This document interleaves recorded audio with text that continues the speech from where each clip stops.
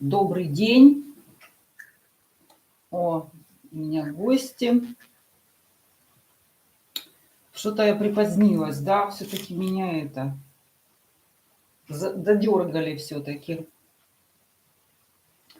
Ой, вы меня так не пугаете, разоблачители. Я думаю, что уже сама Карина Таро прицепилась. Мне ее только тут не хватало. Так, сегодня у меня тема непрошенные советы. По непрошенным советам. Добрый день, добрый вечер, вернее. У меня просто назрела эта тема давно. Про последнее время, периодически волнами, видно, обострения осенние, весенние случаются. Зачастили ко мне всякие люди, которые пишут у меня на канале, и, в принципе, по жизни вы с ними не раз сталкивались, люди, которые дают вам без конца какие-то советы. Вот что вам делать, как вам жить. И я просто про свои примеры хочу. Вот заходит ко мне недавно женщина, у меня было гадание, и может кто-то даже видел этот коммент. Она решила заценить меня и пишет: вот вы тут разумно говорите, тут вы неразумно говорите. Ну хорошо, у человека свое мнение есть, правильно? Потом она говорит: а что это у вас за хлам такой лежит? У меня на столе лежит хлам. То есть ей что-то не понравилось. Она решила мне это высказать. Да. То есть что такое хлам? Это карты, это мой подсвечник со звездой и пирамида. То есть это мои амулеты, защитные в том числе. Ну, в целом, я не для этого объясняюсь, я говорю о том, что то есть человек проявляет свою глупость. Он судит о том, чего он не знает и не понимает, и выдает себя сразу в комменте. То есть она считает, что это хлам. И получается так. По какому... То есть, она высказала, не охарактеризовала не меня, а себя. То есть она показала, что она глупа. Она видит какие-то вещи, назначения которых она не знает, и они ей чем-то не понравились, и она начинает называть их хламом. Вот. Это я просто вот про себя, чтобы вы почувствовали, что все мы находимся в одном и том же поле, вокруг нас одни и те же люди, они ведут себя одинаково. Ну, то есть, что такое? Что-то сегодня вирусы какие-то залетали. Получается так, по ее логике, смотрите, вы им никогда не угодите этим людям, они всегда вас будут критиковать. Вот смотрите, то есть, что по ее мнению я должна... Она мне сказала, что я должна цветы положить, вот так вот, розы, то есть сорвать. Ей хочется, чтобы ей было приятно у меня на столе.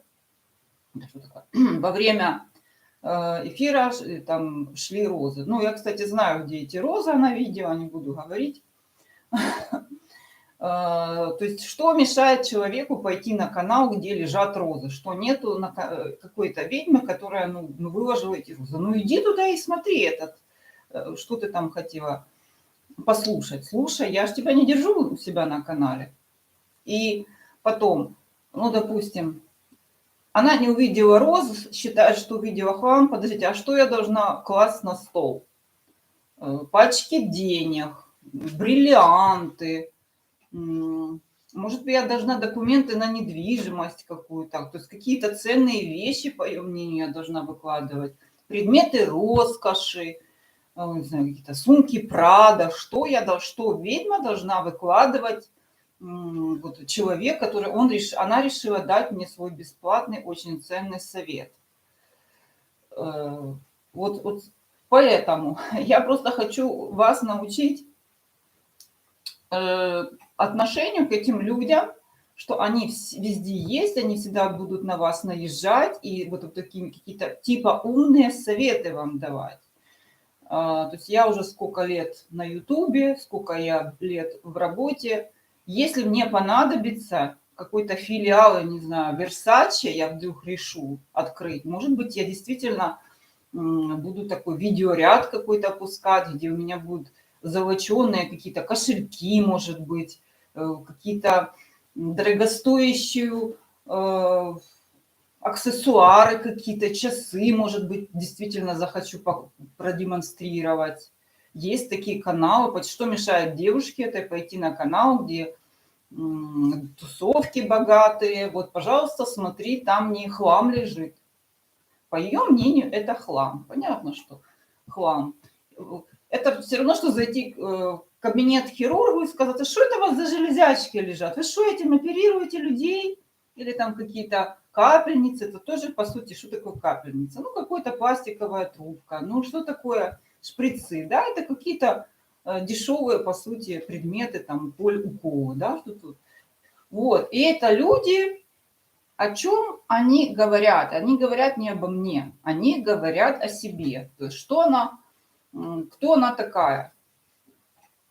Это человек, которому не с кем поговорить, она вечно чем-то недовольна, и ей хочется слить какое-то вот недовольство.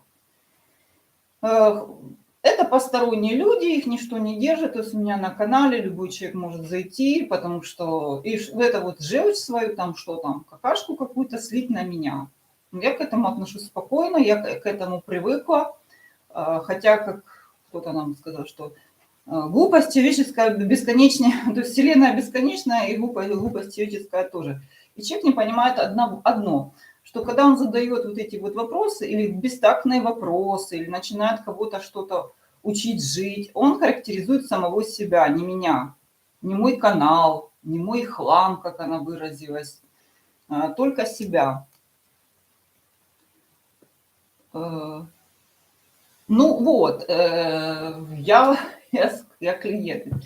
Я просто хочу клиентам донести, потому что я заметила, что люди многие мне, вот так, кстати, вот они со мной общаются.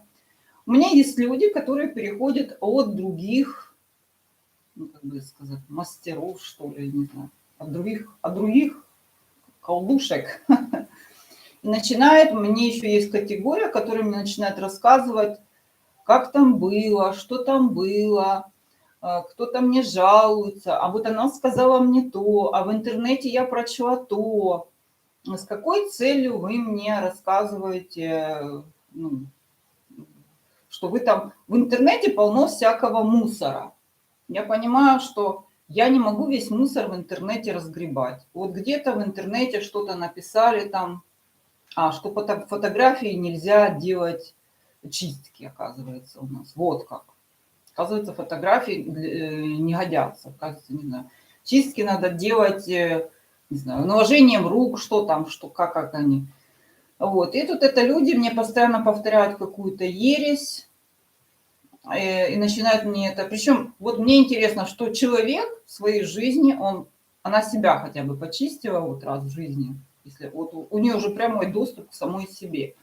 Она почистила какого-то человека, просто близкого. Она что-то сделала хотя бы с теми людьми, с которыми она, вот, как говорится, имеет прямой доступ.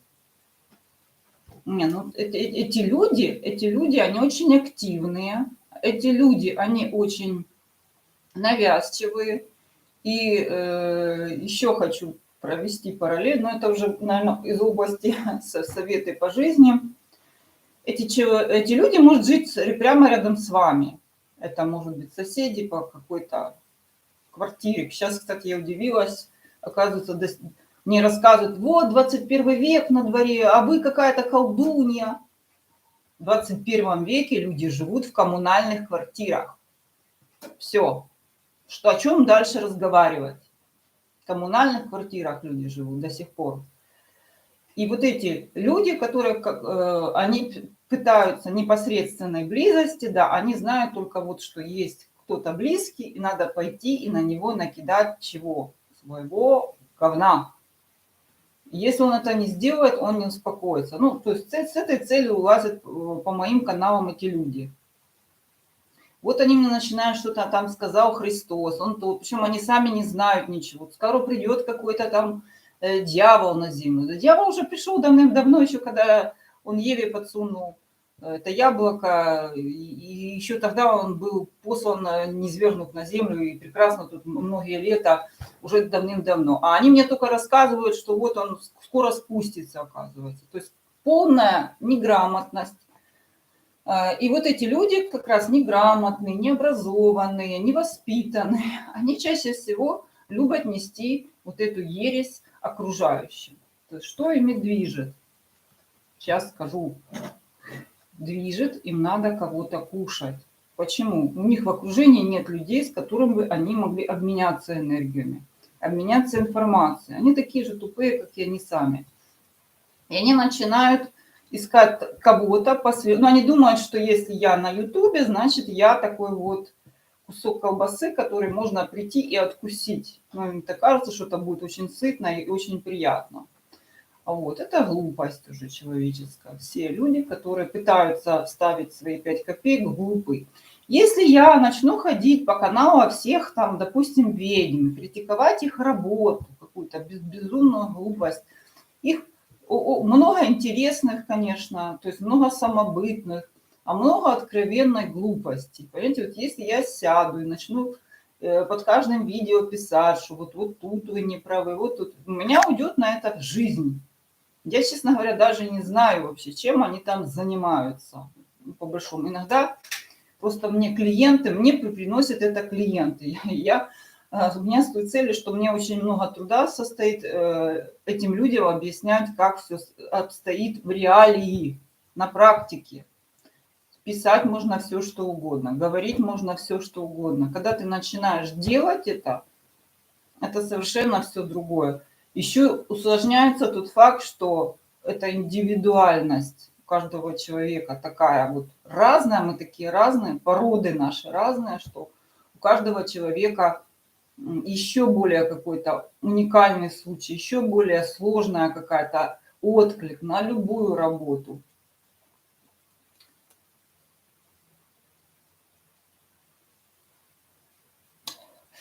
Нет, подождите. Давайте разделим. Я вообще критикан. Но, то есть у критики есть определенные... Почему? Мне нравится иногда конструктивная критика, когда меня поправляют, когда мне вносят какие-то существенные, нужную информацию. То есть, еще раз говорю, что я критиковала когда-то ритуал, он меня реально задел, вы эту колдушку знаете. Я не знаю все ее ритуалы, честно говоря. Зашла я на ее канал, просто уже у меня нет времени столько, она каждый день выпускает по кучу видео. Вот, то есть у нее есть какие-то приверженцы, но я вам рассказывала, что женщина использовала ритуал, в котором совершенно непонятно, почему использованы какие-то демоны, один не существует, два – это демон разврата, демон порока, демон разрушений, и это все ритуал на деньги. И, не знаю, уже все знают, да, что с этой женщиной случилось страшно. Дело она и наделала. И, кстати, ее из-за денег и прихлопнули. То есть то, что включать... Я уже устала, честно говоря, уже устала разгребать вот эти вот косяки, потому что люди мне такое приносят на хвосте. Потом одна девушка у меня, чтобы привлечь поток денег, я тоже люблю покритиковать, понимаете? Но меня это выводит, потому что я начинаю работать с этими людьми, они мне рассказывают. А она мне сказала помыть пол водой с солью. Что такое помыть водой с солью? Соль, во-первых, вода с солью, она впитывает любую информацию. Грубо говоря, это чистка. Это даже не чистка, это скорее глухой бункер. И там еще слова соответствующие. То есть не видит, не слышит. Я за 7 лесами, за какими-то 7 полями. Говорю, а как вы собираетесь торговать? Точка в центре рынка. На проходном месте она хочет продавать, и она делает такую так называемую защиту, потому что она считает, что рядом с ней кто-то колдует, и она делает такую защиту. Вышел. И я вот это постоянно, ну, я тоже возмущаюсь, понимаете, как? И человек говорит, а мне вообще стали приходить ко мне. То есть она закрыла свою торговую точку вот этим ритуалом полностью наглухо. И говорит, ну, сделайте мне что-нибудь, я ж уже защиту поставила, все, у меня теперь эта соседка, она на меня уже теперь не колдует. Давайте мне сделайте, чтобы у меня теперь поток был. Что, вот как работать с этим? Объясните мне. Ну, я критикую, да, я критикую, меня это бесит. Потом, если меня не трогают, вот, если момент такой, что когда я живу себе, меня не трогают, я стала замечать, то есть у меня все это клиенты у нас, наверное, где-то общие. Вот. То, что они ко мне приходят с такими багажом, таких вот странных ритуалов, которые, ну, я не знаю, что делать. Она взяла на своем месте, сделала этот ритуал, вот этот, и хочет, чтобы у нее шла торговля. Вот же в чем вопрос.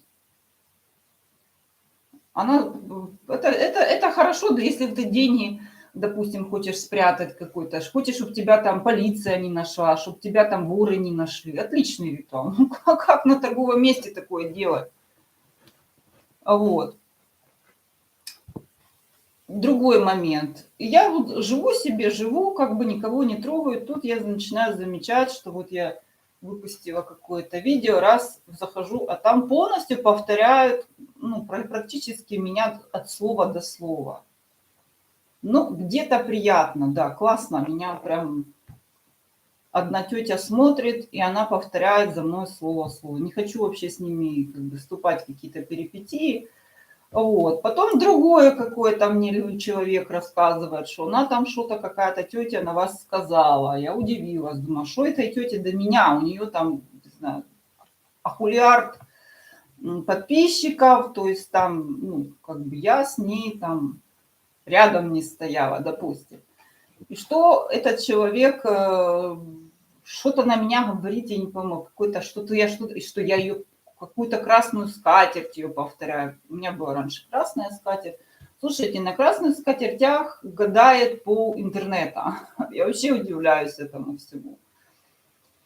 И ну, тот момент такой, знаете, как бы, и вот эти люди, если ты их не трогаешь, они считают, что ты дурак. Вот, то есть ты раз промолчал, ты два промолчал, ты три промолчал. Вот. А потом они уже начинают идти в атаку. Ну, понимаете, в интернете это проще. Ты взял, заблокировал, да и забыл. Хотя они могут продолжать там что-то там писать дальше. Вот. А в жизни все люди, которые вам дают советы или задают неудобные вопросы, это агрессоры. Вот. Это агрессоры. Что такое совет? Нет, я все-таки на тему советов. Когда ты человека не спрашиваешь или начинаешь искать в нем негатив, ни с того ни с сего. Подождите, это разные вещи. Когда у вас, ну, на вас нападают первым, начинают там разбирать вас. То сначала копируют ваше видео, потом говорят, что вы на такой же красной скатерти гадали, то есть что-то тут вообще какой-то бред. Вот. Так вот, это все смешно. Ладно. А потом говорят, что они вас не знают. То есть вот эти вот агрессоры, они любят вот так вот еще в белом остаться. Типа, а что это ты раздражаешься, а что ты удивляешься? Еще что-то тебя чекируют, смотрят, потом что-то там вот за тобой следят, ищут в тебе какой-то негатив. Защищаться надо.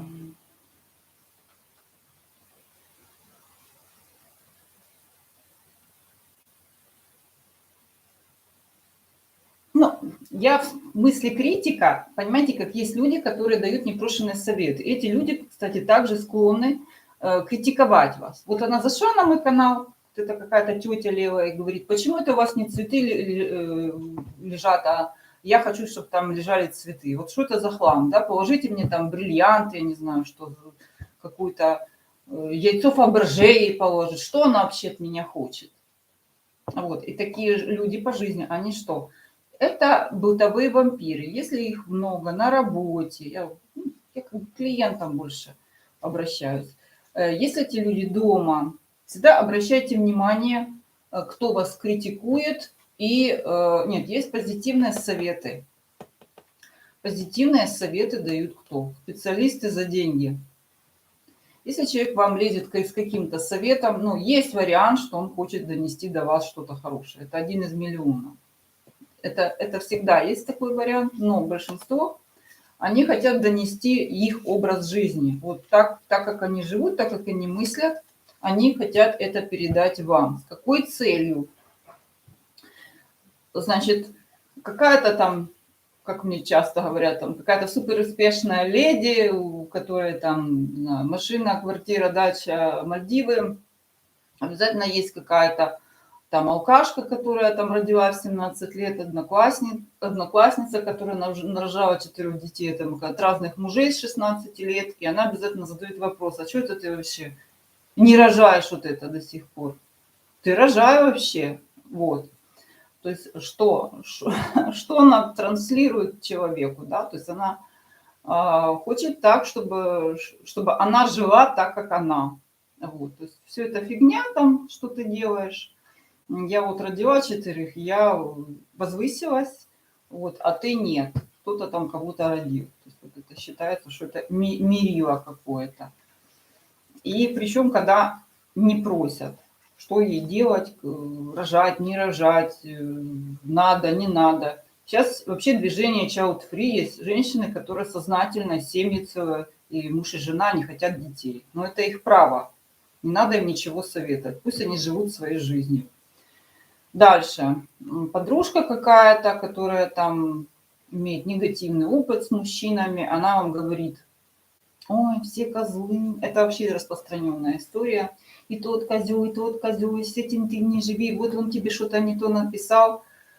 Слушайте, давайте вы будете обращаться к реальным тем же тарологам, тем же ведьмам, которые вам разложат этого мужика по полочкам и объяснят вам, да, как с ним быть, и даже объяснят, то есть как я действую. Если я вижу, что мне лично мужик этот не симпатичен, я вам все равно дам советы, как вам сделать, и Таро подскажет, как с ним себя вести, если уже вы хотите.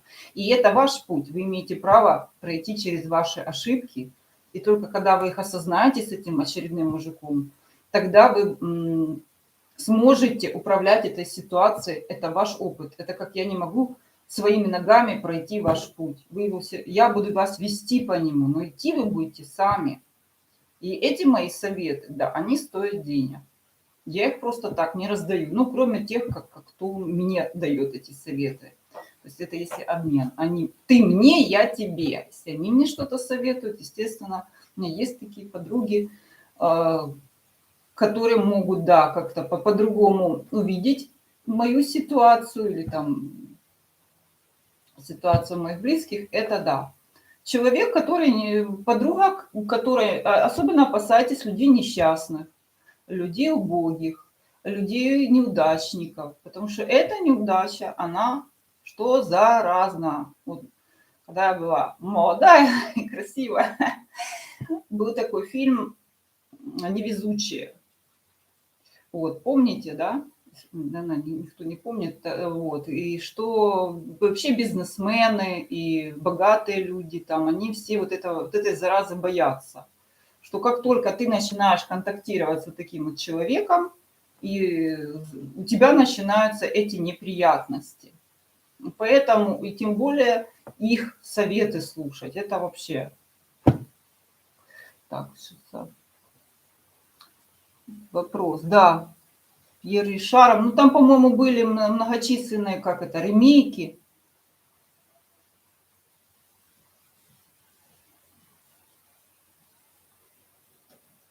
Да, спрашивать. Ну, там любой фильм, он с разных точек зрения, можно его рассматривать бесконечно. Да. То есть те невезучие, то что там, какая мысль, что невезучие люди похожи друг на друга, правда? И они почему-то могут друг друга найти, да, и они в одно место куда-то собираются. Это раз. Второе, помните этот Депардье, да, там играл. То есть с ним что начинается? Начинаются неприятности от этого товарища несчастливого. То есть с ними опасно контактировать. Поэтому люди, у которых какая-то программа жизни, вы должны понять, да, от какого принципа они действуют. Чаще всего они действуют от принципа «у меня не получилось, пусть у тебя не получится». И поэтому их все советы, всегда есть вариант, когда наоборот. Я знаю такую мать, которая сказала: так, у меня жизнь прошла в этой дыре, пусть у тебя будет все хорошо, иди, рискуй, делай. Есть такие уникальные люди, которые отталкиваются от обратного, но это мало их. То есть жизнь, она такая бесконечная, она такая разнообразная, что даже то правило, которое я вам рассказываю, да, оно может быть опровергнуто этой жизнью. Но все-таки вы должны это отличать. Этот совет, зачем он вам сказан, для чего? Чтобы вы повторили судьбу этого человека. Или для того, чтобы вы повторили его несчастную судьбу, или для того, чтобы не повторили судьбу. Еще есть категория советов с критикой, уничижительная, что вот ты такая, вот ты все делаешь не так, вот у тебя с целью сбить. Когда вы идете наверх, когда вы идете вверх, как ракета, появляются те, кто должны вас забить в землю. И что, они увидели? А зачем ты это делаешь? О, а зачем тебе канал YouTube? О, а зачем ты такое платье одела? Но это признак того, что вы где-то в пути. Если вы будете оборачиваться на каждого, который вам что-то говорит, что зачем ты вот... почему ты пошла там с ним навстречу? Ну, пошла и пошла. Решила, как говорится, пока человек не убедится, иллюзии некоторые очень сложно человеческие развеять. Но если вы туда не пойдете, да, очередной раз не услышите порцию негатива, да, вы этого человека не поймете никогда. Только на личном опыте вы можете это понять. Сколько бы вам подруга не рассказывала, или я не рассказывала, вы все равно будете стремиться в одну точку, потому что это ваш жизненный урок, он не мой. Я вас могу лишь его смягчить или помочь вам, вот просто чтобы это легче прошло. Но я говорю, что я это делаю за деньги. Просто так я не дарю людям это. Зачем? Вот. И смотрим вот эти юристы, врачи, кто там, бизнес, а сколько вот эти стоят люди, которые вот, изучают бизнес, как и помогают выйти из критических ситуаций, да, как они там, кризисные менеджеры, архитекторы, дизайнеры. Да, человек хорошего настроения один раз может подарить вам что-то, но не стоит обольщаться. То есть это разовый, вы на этом не вы, это подарок судьбы. Остальные советы, я же говорю, их либо за деньги продают, эти люди, которые учатся, получают опыт, которые уделяют вам время свое. Эти советы ценны, да. Особенно те, кто в первую очередь выслушивают вас, потому что совет должен всегда быть под вас. Если он общий там, ну, допустим, рожай. Вот зачем рожать, да? Когда у вас там какой-то... Вообще вам рожать, может, нельзя. Может, у вас смертельная опасность во время родов. Вообще вам роды вообще, лучше без родов. Или у вас какая-то там, допустим, есть даже в астрологических аспектах, вот когда советы дают, скажем, что официальный брак, допустим, есть, я знаю такие случаи, что вот противопоказан, допустим, официальный брак, или там нельзя переезжать в какую-то страну. Есть такое. Опять, очень, очень сложно этим советам следовать. Понимаете, вот эти советы, они переключают вас на что? На то, чтобы что-то не сделать. Я считаю, что самый лучший совет – это когда вам советуют, как руководить ситуацией. То есть все случайности, они почти всегда таят в себе негатив.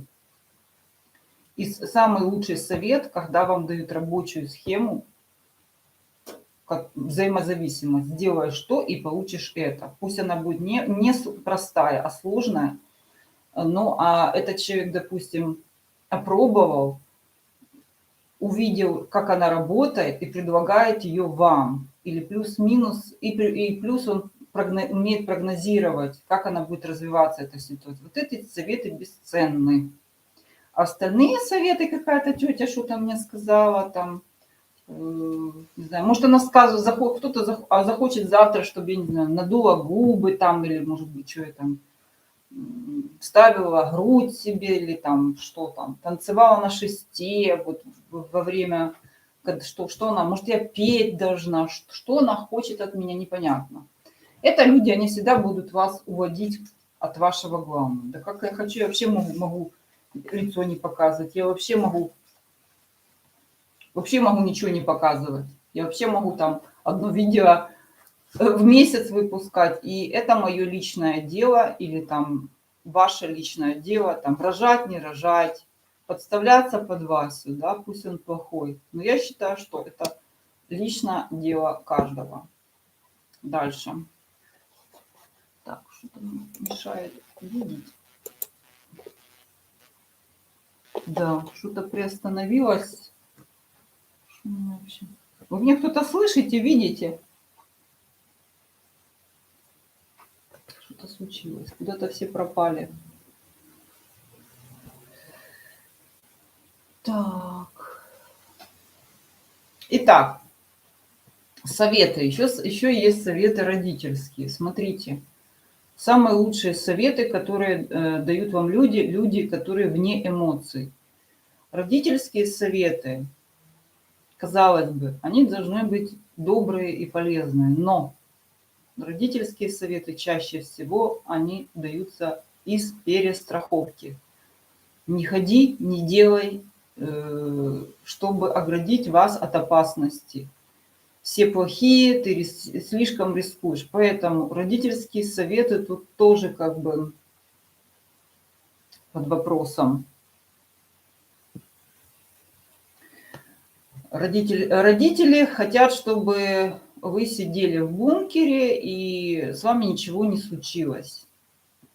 Подружки, друзья, многие, да, они хотят, чтобы вы остались с ними на уровне, чтобы вы не, куда-то в космос не улетели, а вдруг вы улетите. Им будет обидно. И это нормально.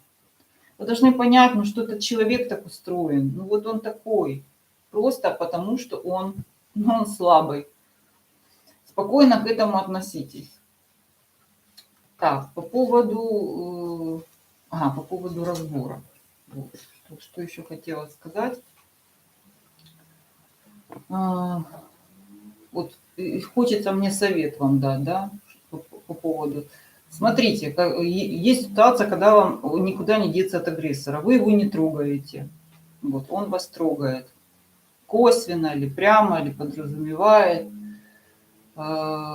Вам остается только жестко защищаться, ставить этого человека на место. У вас другого выхода нет. Если вы будете пытаться... вот еще советы белого пальто. Не ходи, не делай. Да зачем оно тебе надо? Не замазывай ручки.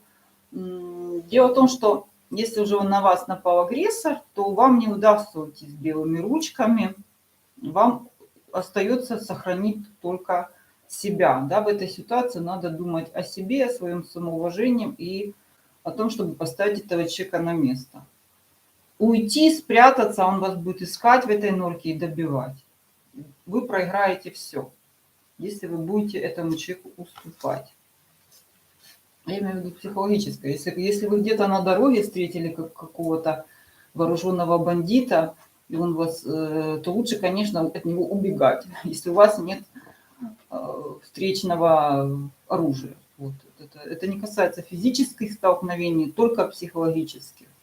Если какая-то там коза на работе, что-то она начнет там говорить, что вот вы не такая, вы сякая, вы не то делаете, значит, всегда надо поворачиваться, во-первых, реагировать сразу, а не через месяц думать, что произошло. Но за месяц вообще вас загонит в угол.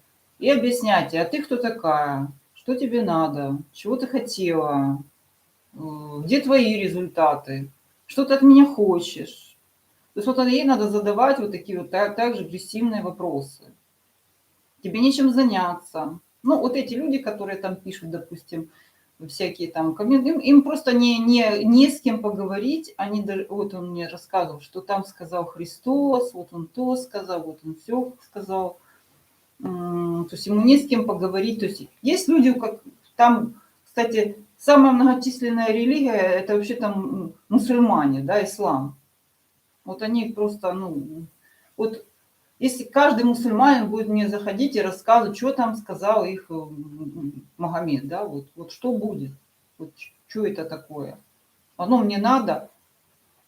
Таким образом, эти люди просто показывают, насколько вот у них такая вот пустая жизнь, что у них нет ни собеседников, что у них они полны какой-то агрессии, что им надо прийти кого-то вот ни с того ни с сего, говорится, опустить, да, как они думают. На самом деле они опускают только себя.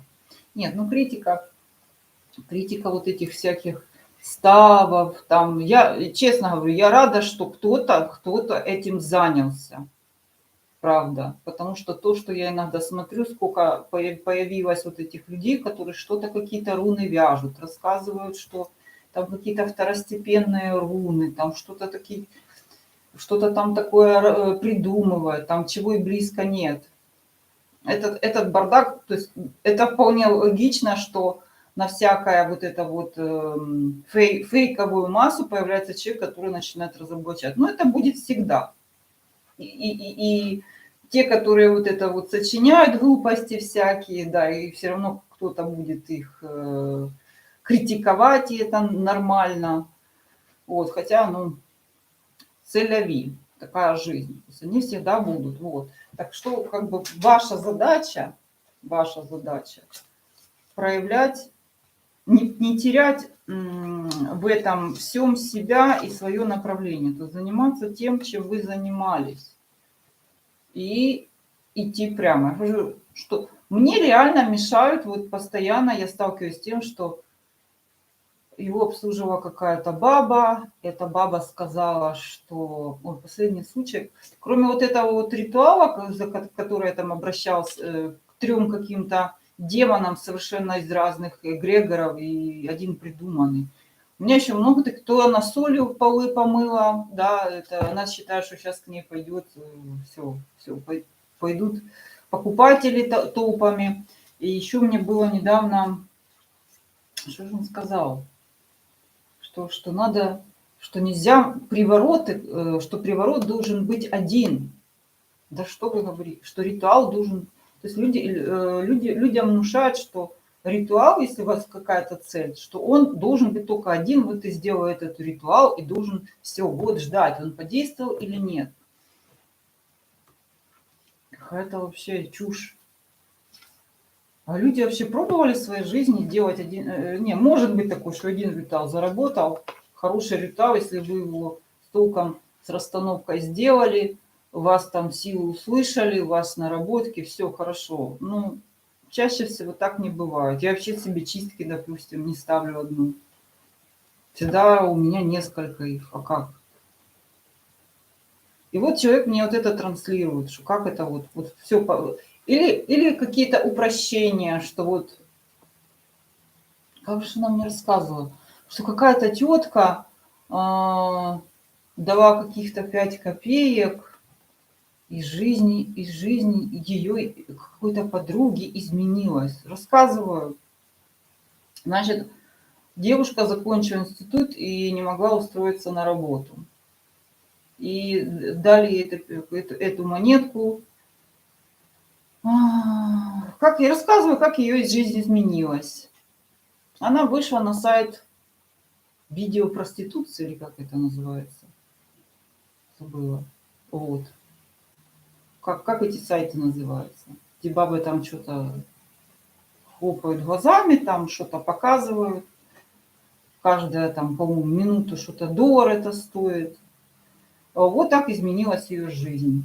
И даже какой-то дядя престарелый с этого сайта повез ее куда-то путешествовать. Ну, так. Вот такие очень мощные масштабные изменения в жизни. Ну, вот так. Я не знаю, это для кого-то это вообще счастье, радость. Вот такой вот. Да, вот такой вот мне рассказали случай очень сильный. И, ну ладно, она там не замужняя, ну хорошо, ладно, я согласна. Очень сильное, крупное, серьезное и полезное изменение в жизни у человека. Выйти на сайт интернет-порнографии или как это? То есть и смотрите, я даже не знаю вообще вот эти советы, и вот человек спрашивает меня, мне ей надо идти к этой тетке, понимаете? Мне еще другой вопрос, неисполнимые советы. Когда меня спрашивают, вот уже ставят меня в тупик, нужен ли вам этот Вася? Подождите, ну, я же говорю, я не могу за вас пройти ваш путь вашими ногами, я не могу за вас думать. Значит, если вы зацепились за этого Васю, ну все, он вас строился. Что?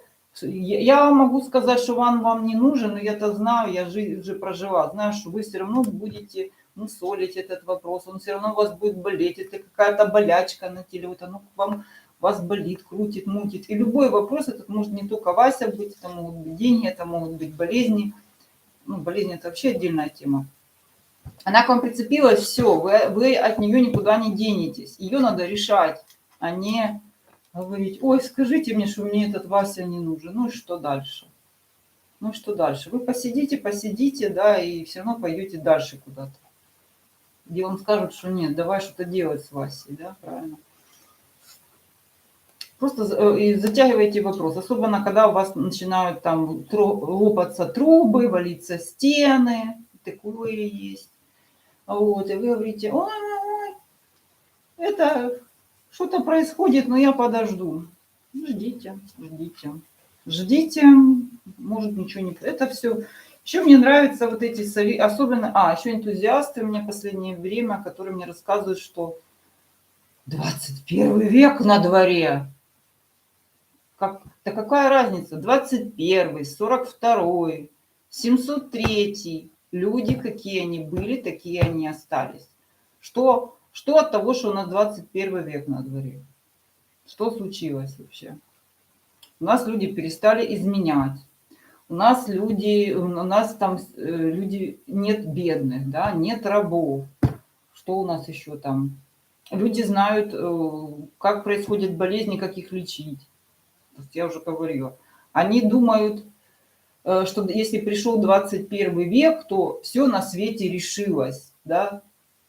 У меня рассказывала, что у меня человек привился первым уколом Pfizer, и человек, которого я знаю 20 лет. И у него инсульт на 3-й день. Вот вам 21 век. Был здоровый мужик, 42 года, сейчас он инвалид. Вот он 21 век. Что еще? Что еще надо? То есть никто им не занимал. Он пошел, ему надо было, чтобы его пускали там, куда он хочет ехать. Вот он пошел, сделал, и вот здрасте. Вообще говорят, что надо готовиться к этой прививке. Не всем ее можно делать. Ну, и я... Вот этот лично человек, которого я лично знаю, с ним вот это все произошло. Кто-то говорит, что у него полно болезней, у него все нормально. Ну, а тут вот такое вот. Вот вам 21 век. То есть никто не знает, никто никого не обследует, никто никому никаких гарантий не дает. Единственное, я не знаю, по-моему, в России что-то есть такое, да, какая-то гарантия материальная, что если что-то случится в результате этой прививки, то будут какие-то выплаты. Я не знаю, поправьте меня, если кто-то знает. Есть такое. Да, дальше про советы. Про советы, причем углубимся дальше. То есть мы рассмотрели советы, которые навязчиво вам дают люди. Они еще любят, если вы не слушаете их советы, они начинают вас критиковать. То есть понятно, что они не заинтересованы в вашем успехе. Их совет – это чисто вас опустить, либо пустить по той стезе, по которой они прошли. Чаще всего это неудачники, неудачная стезя. И столкнуть вас с вашего пути.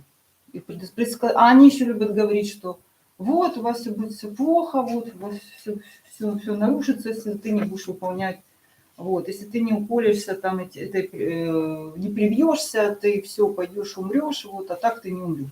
Ты будешь ходить здоровым, и ничего к тебе никогда не прицепится. Вот так. Ну, например. Вот. И есть, я говорю, насколько что такое совет, насколько совет вот этот пустой, люди, которые его навязывают, насколько они пустые, насколько они никому не нужны, эти люди не нужны, их советы не нужны. И давайте вот поговорим люди, которые продают свои советы. Вот те же юристы, те же, вот у меня маркетологи, допустим. Вот у меня пришел бизнесмен, которого не масштабируется как это бизнес, допустим. У человека 25 салонов красоты в разных городах.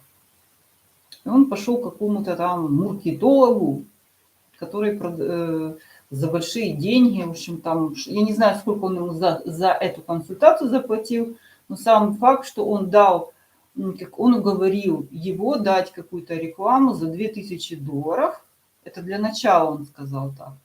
Что-то там на каком-то одном сайте, у этого сайта еще какая-то, по-моему, издание есть, не буду называть этот сайт, чтобы он меня не трогал. Вот, результата ровно 0, ровно 0. Хотя вроде бы этот человек, маркетолог, это агентство очень приличное, и о нем хорошо отзываются, и все. В общем, я не знаю, там, что там дальше будет, возвращать он деньги эти будет. Ну, как, у них, кстати, какая-то подписка, что вы за эти деньги получаете ровно вот строчку какую-то, статью, вот там, не знаю, 100 знаков, 300 знаков, и все. А если она не подействовала, то это ваши проблемы. Кстати, по-моему, да, никто ему ничего не вернет. Вообще ничего. Вообще. Вот это я к чему говорю, что даже платный совет, он может оказаться... То есть всегда вы должны думать. И смотреть на человека, который дает вам этот совет. Даже если о нем хорошие отзывы, даже если он учился, даже если берет деньги, вы тоже должны думать сами. Вот как. Особенно, когда вы... И тоже, когда вы и платите, и идете за советом. Ну вот человек слил... И, кстати, про рекламные бюджеты я слышу неоднократно. Неоднократно. Это люди сливают и 2000, и $8000 слили. И вот такое. То есть это, для крупного бизнеса, может быть, эти потери нормально, они их предполагают, а для такого, как бы, очень, я бы сказала, очень среднего, неприятно. Так что не расстраивайтесь, если вам какой-то совет дали, значит, делайте всегда выводы, да, что мне осталось этому человеку сказать, да. Мы с ним там замутили дело, но дело не в этом. Дело в том, что делать надо выводы, где ты лоханулся, где у тебя сбился прицел, почему ты пошел, почему ты дал эту рекламу, почему ты так получилось. То есть всегда надо думать, искать в себе проблему. За исключением того, как отцепляться будут к вам все всегда. Это не вас проблема. А вот если вы уже выбрали конкретного человека и с ним стали работать, и у вас какая-то лажа, то это ваш выбор. И это уже ваш выбор. Будьте готовы, что в жизни так бывает, да. Выигрыш, проигрыш. Жизнь – это битва. Так. Вебкам, вот. Да-да-да-да-да. Вебкам.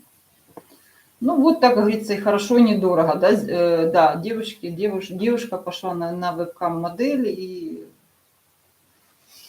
ну, еще у меня смешной случай, это, кстати, тоже за вебкам. У меня пришла клиентка, вся такая сверкающая, причем женщине за 40. Мне хорошо выглядит все. Да, такая стройная, от природы. Говорит, мне родители, вот смешной случай, родители дали такую рекламу, вы знаете, у меня сейчас все решится, ну, посмотрите, что там. Показывают мне рекламу. Реклама вот этой веб-моделей.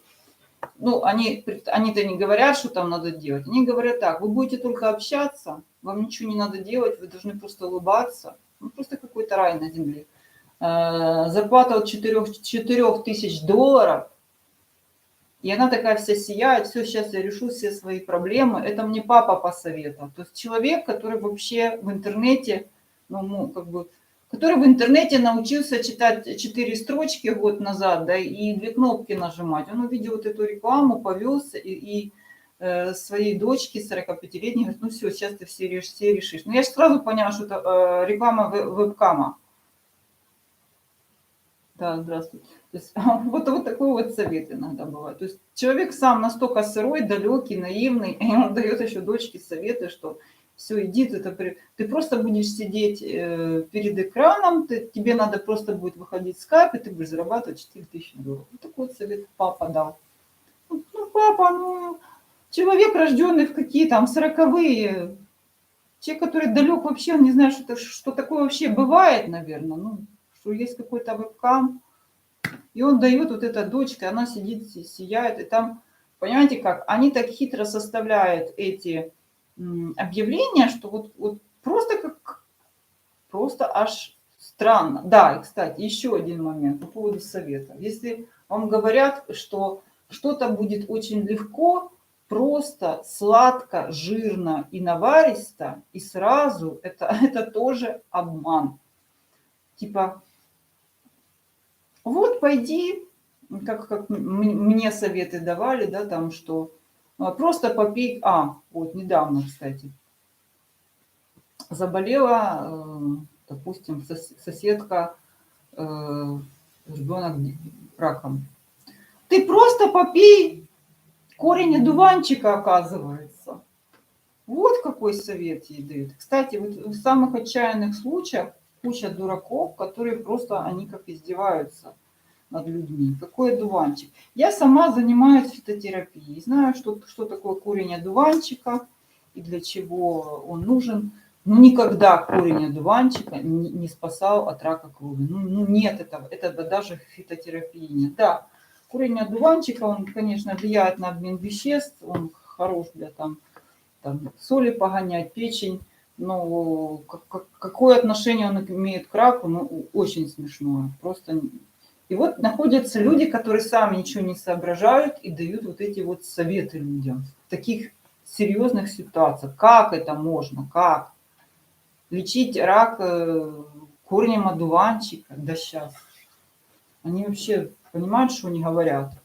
То есть люди не понимают, что они говорят, и они ходят вот это для чего? Кстати, есть еще один тип советчиков. Я белое пальто, я все знаю и вам расскажу. Рак – это очень просто. Вы попейте корень одуванчика. Вот. Это, ну, это серия моих видео, где я воюю еще с белым пальто. У меня еще есть белое пальто. Вот эти люди, которые рассказывают, что мир там полон любовью, какой-то там что-то вообще. Вот мир полон этих людей. Мир полон этих людей, пустых, безумных, несчастных, тяжелых, озабоченных, которые ищут энергию в других людях. Они ищут питаться, и лучше вам, ну, вот тут я тоже даю совет, да, лучше вам вообще с ними не общаться, даже если вот совсем одиноко, чем стать пищей для вот таких вот. Есть еще подружки. Ну, подружки – это вообще отдельная тема. подружки это чаще всего это крадники, они неосознанные под вас делают. И кто кого уже, или вы их, или они вас. То есть то, что у нее происходит, это самое лучшее, особенно если то же самое с вами, и что и мужики ваши плохие, и сама вы ужасная, и все у вас плохо. А вот если это что-то у нее происходит, то она элитная женщина, у нее все классно, все то же самое, но ну то, что женщины, подруги, сестры, кстати, часто водят мужиков друг у друга, это тоже есть такое. Мама у дочки, это вообще отдельная тема про близость людей. Вам лучше быть одному, чем это большая близость. Можно иметь приятелей, с которым вы, люди нужны. Для чего? Получать информацию. Раз. Держать в поле зрения людей, да, чем они заняты, потому что люди себя проявляют, люди проговариваются, знать, что у них на уме. 3. Тренировка. Нужно понимать, как общаться с людьми. То есть, чем они дышат, как они себя ведут, как они задвигают вас, как вы должны на них отреагировать. Где-то кто-то может стать вашим донором. Бывает такое, что наоборот человек вам неосознанно подкидывает энергию. Ну что, надо брать, если так повезло. Люди нужны, но когда вас кто-то сильно прорастает, этот человек становится опасен. Ну и плюс вот эти вот дураки, которые любят оккупировать хорошеньких, энергетически хорошеньких, плотненьких людей, хорошая энергия, они любят приходить и пососать там с вас энергии. Вот, вы должны закрываться. Но я уже 100 раз говорила про защиты, про то, что все политики, вот все, кстати, публичные люди, они становятся моментально целью вот этих вот вампиров, всех абсолютно, разного рода. Все, если человек вышел в свет, и его видят миллионы, тут же моментально находятся все, которые с него хотят что-то поиметь. Начиная от прямого поиметь во всех смыслах и заканчивая просто погадить где-то там в комментах. Вот этим людям, естественно, надо защищаться. Ну и обычному человеку вообще лучше, если у вас работа, бизнес не связан с публичностью, если вы не актер, не актриса, конечно, лучше избегать вообще вот этих всех конфликтов. Другое дело, что они вас могут найти и долбить вас со всех сторон. Они начинают с того, что начинают вас копировать или воровать ваши идеи незаметно. Потом говорить, что это они придумали. Вот такой вот есть момент. Это на работах часто, в научных коллективах происходит.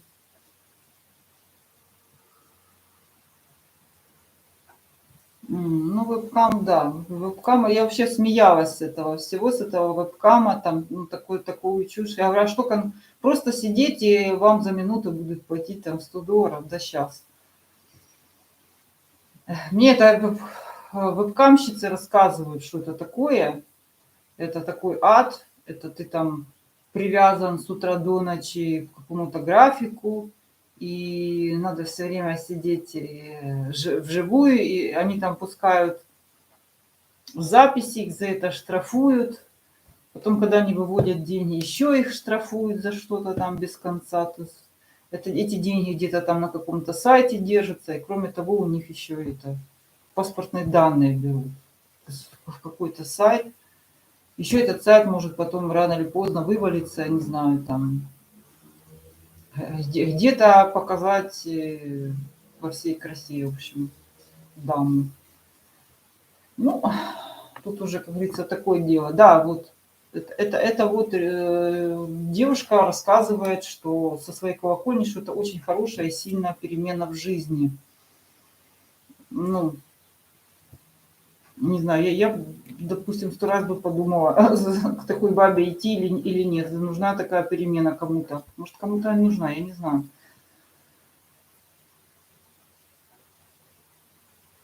Денис вопрос. Денис, это не вы про 21 век задаете каждый раз вопрос, что у нас 21 век, какие чистки, какие заговоры. То же самое НЛП, уже признанное, да, хотя НЛП это совершенно другое, там манипуляция, магия это другое. Что там у нас еще 21 век внес? Ну, кроме атомной бомбы, что еще? Ой, даже бомба в 20 веке.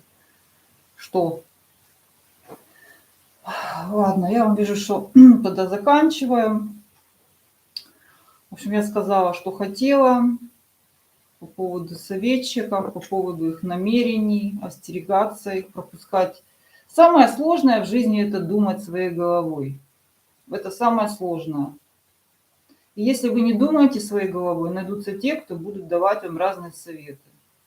И эти советы, если вы их не пропускаете через голову, ждите, что вы будете жить, станете выгодным кому-то, станете кому-то этим кормом, если вы будете выполнять чужие советы. То есть их надо просеивать. И это сложно. Сложно думать головой.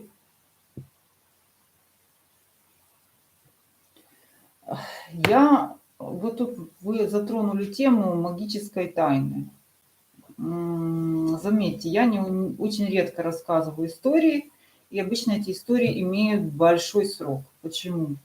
Все-таки есть правила магической тайны. Я всегда изменяю города, некоторые нюансы, возраст, имена практически никогда не называю, то есть всегда изменяю. Я вам скажу, что у меня я могу вам рассказать, с чего у меня началась моя работа, вот как с людьми, когда я уже, кроме того, чтобы помогать себе, там, близким, вот я скажу, что у меня было первых 2 клиента. Первого клиента я отправила, отказалась от него. Это был мужчина за 60, он был юрист. Да, наверное, уже был, сколько лет уже этим занимаюсь, и он тоже старый был. Он влюбился в какую-то девчонку молодую, она была дворничиха в каком-то их там роскошном центре, в котором у него была квартира. И она, ввиду того, что она была бедная, она стала с ним там в отношения, а потом она внезапно получила наследство и сбежала от этого деда. И он попросил меня ее вернуть. Он принес мне чемодан с деньгами. Вот я говорит, готов, все, я вот все вам дам. Да не знаю, сколько там денег лежало. Не знаю, $30 000. Правда? Я ее, говорит, хочу, все, верните мне ее, я ее люблю. Я посмотрела на карту, да она никогда не хочет, она его вообще никогда к нему не вернется. Я сказала, что нет, я этим заниматься не буду. Говорят, что мне еще говорили еще люди, что дошел он до нашей одной тетки, там, в общем, не знаю, чем там закончилось. Это у меня такой был первый клиент. Вот так вот обезумевший человек. Наверное, это такой какой-то мне был знак, знаете, что действительно любовь это какое-то безумие, и все возрасты покорны. А вторая моя была клиентка, я с ней до сих пор общаюсь. Умница, красавица. У нее был несчастный брак, причем вообще непонятно, то есть как всегда, мужик ее не стоил вообще, причем они вместе сделали бизнес, она там красавица, умница, музыкант, одаренная, там 2 образования, сейчас у нее уже 4 образования. В общем, вырвала я ее из лап этого Васи. Она успешно вышла замуж. Муж у нее бизнесмен, у нее уже 3 детей. Что еще? Еще 2 образования она получила. Так, что она у меня была? Она у меня была педагог-музыкант, потом она стала экономист, а 4-я какой-то по управлению. Да, сейчас она большой человек, в общем, так. А когда мы с ней начинали работать, она жила в общежитии, не в общежитии, она снимала какую-то комнату, в комнате жили 2 девочки, и она преподавала в каком-то техникуме. Вот, и с этой девочкой, вот, и в маленьком городке, не могу сказать в каком, потому что, наверное, ее там до сих пор помнят. Не могу сказать даже, что преподавала, потому что там это учебное заведение одно на это поселок, ну, маленький городок. И да, вот так вот. Хотя у нее было, ну, я ее отговорила, понимаете, как она считала, что ее ждет сцена. И как-то видно было, что сцена это не сделает ее ни богатой, ни счастливой все-таки. И она выступала на сцене, да, у нее был успех. Но, во-первых, у нее совершенно не было денег, у нее там наклевывался дедушка, который обещал ее сделать звездой. Ну, в общем, мы от этого ушли. У нее сейчас вполне нормальное земное счастье, она довольна своей жизнью. Вот так. Ну, а сцена, может, еще ее ждет. Кстати, это не факт, что все закончилось. Просто я работаю с людьми по запросу. Я никогда ничего не навязываю. Может, что-то, что там... Она мне вот последний раз год назад звонила, но если она захочет. Если она не хочет, я никому ничего... Я никуда не лезу. Вот. Без запроса. Вот если ваша сфера какая-то, вот у вас что-то личное, все. Я не лезу в вашу работу. Или у вас там здоровье. Я не лезу в ваши отношения. То есть я никуда не лезу.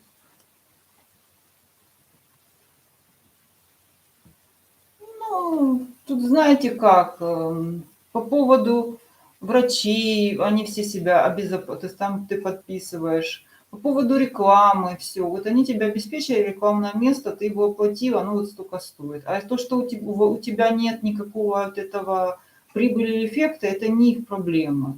Это везде такое. Это бизнес, это риск. То есть если ты пошел уже по этому пути, ну что, думай своей головой, еще раз, к чему я призываю. Не всегда призываю. Любой совет, он может тебе не подойти, вот тебе лично. Вот тебе лично он не подходит. Вот как я говорю, я уже 100 раз уже рассказываю, какая у меня проблема, что у меня аллергия на анестетики. Лидокаины вот эти, вот что там еще есть. Еще какой-то альфа-каин какой-то там. Вот это все у меня на это аллергия, я падаю в обморок, задыхаюсь, у меня там. Вот. А другому человеку нормально, ему хорошо от этого. Вот. И не факт, что это будет вам хорошо от этого. Все время говорю о том, что одному человеку нормально, другому человеку плохо. Кстати, вот по поводу этого хороших советов. Вот хочу случай позитивный рассказать. Не про меня, вообще не про жизнь. Был такой Амосов, хирург. Видите, тема хирургии мне очень близка все время. И у него была книга, он написал много книг разных. Был интересный случай, когда он только начинал работать, а начинал он работать хирургом на фронте. И к нему попал первый пациент, которому он должен был оперировать. Ну, что-то там, какую-то пулю достать, как с ноги, с руки, не знаю. И этот пациент у него умер. Умер, причем ну, вот как бы ни с чего, не должен был умереть, у него не было такое ранение. И он хотел бросить это. И сказал, что ну какой же я хирург, все, первый человек у меня умер, все. Я не хирург, я говно. Ему сказал какой-то его напарник, сказал, нет, ты хороший хирург, ты должен работать. И знаем, что ну, Амоса много очень привнес в эту сферу, операции на сердце все-таки. Был знаменитый, много людей спас, тем не менее. Вот. И был человек, который его уговорил. Будем считать, что это своего рода маг. То есть вот знаковый человек, который все-таки переломил эту ситуацию. Ну, а, кстати, умер этот человек, потому что у него была аллергия на анестетики. И хирург был тут вообще ни при чем. Ну, это был фронт, то есть не было собран анамнез, никто не знал, что у него такое, и не было, ну, видимо, тогда не было вот этих уколов, которые снимали это. То есть это вот была такая трагическая случайность. И хирург был совершенно ни при чем. Поэтому есть люди, которые вам дают хорошие добрые советы, которые может изменить ход вашей жизни. Вот просто одно слово от одного человека. Ну, это судьба уже. Это уже судьба. Ладно тогда. Всех благодарю за эфир. Пишите, что, может быть, что бы вы хотели услышать, кроме истории успеха, что еще. Ну, напишите это в комментах, может быть, кто будет меня смотреть после эфира и кто, может, я еще что-то там не дочитала. Вот. Тогда всем до свидания, всем хороших выходных, всем сбычи мечт, ну и, как вы любите, удачи, удачные случайности побольше. Да, до свидания.